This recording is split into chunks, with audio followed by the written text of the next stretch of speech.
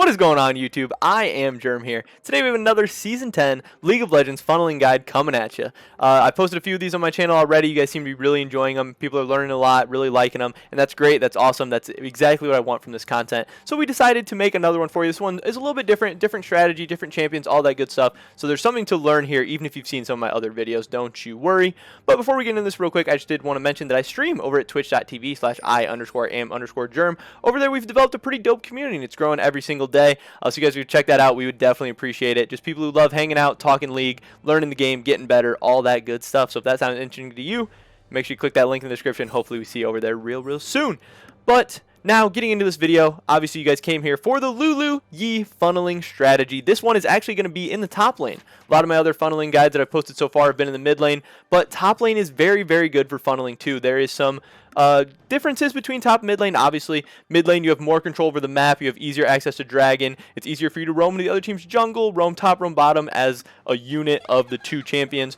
Not as easy to do top lane, but top lane, some major keys and advantages. You are able to slow push massive waves into the tower in top lane and get off really easy tower dives. And Master Yi, great at tower dives. Supportive champions, really great at assisting tower dives. Master Yi's Q, he can drop aggro from the tower dives. In this situation, you have Lulu to shield you. You have Lulu to polymorph them. Once she gets ult, tower dives get really easy. You can pick up free kills.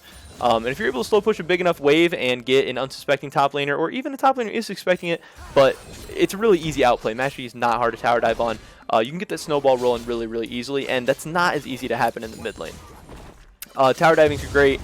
Also, Lulu can play safer in the top lane. She can try to set up freezes, do some more things. She can't be getting ganked from both sides. Not as much warding that needs to happen and everything. So that's definitely a benefit of top lane. But try out both. See what you like better. See what works better. Some people like the top lane. Some people prefer the mid. I think most people that are hardcore into funneling prefer the top lane. But there's definitely people who think the mid lane is good too.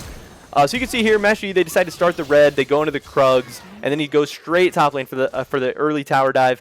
That really wasn't them pushing the wave in, but that is just them playing very aggressive early, looking for 2v1s often. Kind of a level 2 cheese gank, but it's okay. You get the Master Yi the first blood, and the snowball is off and rolling. And then he's going to stay up top, pushing that wave.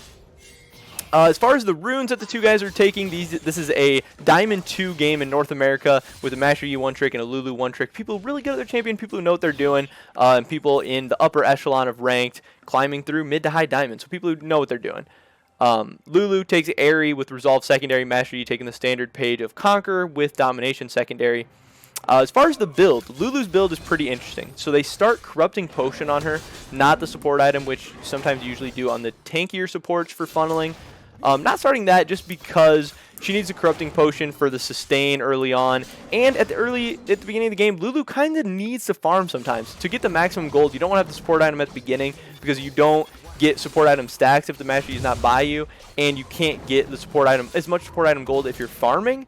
And it works out better in terms of gold, overall gold, if you don't start with the support item. They usually end up getting the support item around 8 to 14 minutes into the game, and then the Yi and Lulu are together more. You're getting more support item stacks, you're getting more gold from it. But early on, the corrupting is better, and they do start Corrupting Potion every game. Then she builds into an Ardent Sensor first.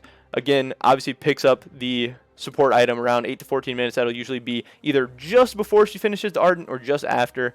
Then they always go Moby Boots. Lulu takes Moby Boots every single game. Zeke's, Convergence, and an Iron Locket of Solare, and then after that it's just situational support items, but the game's usually over at 2 to 3 items anyway, so I wouldn't worry too much about that. Master Yi, he goes Blood Razor, Ginsu's Death Dance, very standard Master Yi build.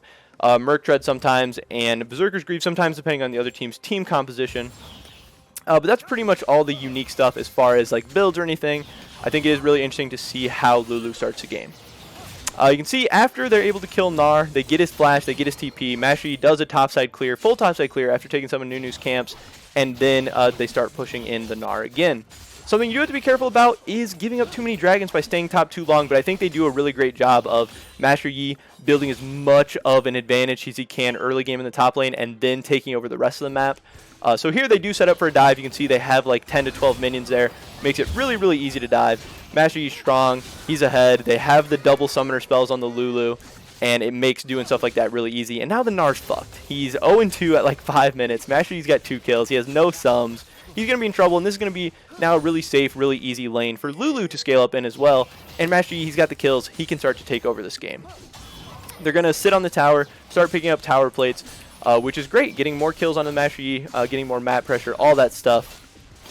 They just keep whacking away, keep whacking away. They're going to push in another wave. Master Yi's already picked up like 4 to 5 whole waves and stolen some of Nunu's camps, so that's going great. But now the dragon has spawned, the dragon's online. Master Yi's got to get back and start dealing with that situation because dragons are so strong in Season 10. You can't just give away a bunch of dragons, or that's just a terrible strategy. So now Master Yi's heading into his bot side, but he just had a big back. You know, he got 2 kills, he picked up a ton of waves. He's massive right now, and he's level 6, and Nunu's only level 4. So he's in a really great spot. Nunu's trying to take his camps, but this is going to be an easy fight for him. Kiana comes over, makes it a little interesting in the 2v1, but Twisted Fate's able to come over. Twisted Fate gets that kill, but Master Yi picks up the next kill. And now he's 3-0 at, it's like 5 or 6 minutes, and he's able to get into the dragon. He spent his time top lane when there was no dragon, developing as big of a lead as he could. And then as soon as the dragon's online and that's something to worry about, he takes his massive lead and starts snowballing it everywhere else. He gets a kill on the Kiana, puts her behind, kills Nunu, puts him behind even more. He gets top lane behind, and we're 6 or 7 minutes into the game, and he's already had such an impact. They've done so well in the early game. And now at this point, you're a 3-kill Master Yi who set 3 people on the other team behind. You have the supports to buff you up late game. You got through your terrible early game. This game's over. You're going to carry this game so easily. So I did want to show one clip of what this duo can turn into, the monster that they turn into. This Master Yi is like 13-4 at this point at 20 minutes. After they got that early snowball rolling, got the advantages. This is what it can turn into in team fights. This is a pretty close game. It's only 20-16 in kills. But with the Master Yi fed, they actually have a Taric on their team too, which is really disgusting. Master Yi is able to sprint into the other team and just start putting in work. He picks up the Lulu out there, and even though he gets stunned, even though he gets CC'd a little bit, he's still just shredding through the entire team. He's absolutely massive, and it's all off those early game advantages they're able to build off of funneling. Setting the other team behind also does major work. He's able to flash in aggressively. He's just tower diving them, and a real big part of why they're ending the game. He actually gets a triple kill in that fight, ends up only dying because he dives the fountain, but he gets disgustingly ahead, and in that fight he did like 90% of the damage. His team didn't really do much. Obviously the Taric and Lulu were both buffing him up a ton, but he's able to turn into that real 1v9 hyper carry off of this funneling strategy. So that's what you're going for. That early game gets you to this point. This is the dream that we're all going for, where we're able to like auto win games. You can carry even the most terrible of teams, because in this game they didn't even have that great of a team. This is in Diamond 2 where the other team should be doing pretty well, but Master Yi was able to really take this one over. So I hope that you guys use this strategy, use their early game strategy, use their builds, all that stuff to eventually get to this point to where we're able to really easily win and carry games. And hopefully you learned something from this video as well, because it is a little bit different than some of the other funneling guides I've posted previously. But that's pretty much it for this video today, guys. Make sure you drop a like if you enjoyed, and make sure you subscribe to stay up to date on all of my latest League of Legends content for Season 10. We're trying to get better, we're trying to grind, we're trying to climb up the ranks, and I want to help you do that. So this channel is definitely all about that. The latest strategies, guides, all that good stuff coming to you guys in the very near future. So hopefully I see you then. Also, definitely, again, make sure you check out our stream. Hopefully I see you guys over there. Lots of good, fun times going on over there. That's pretty much it for this one, guys. Peace.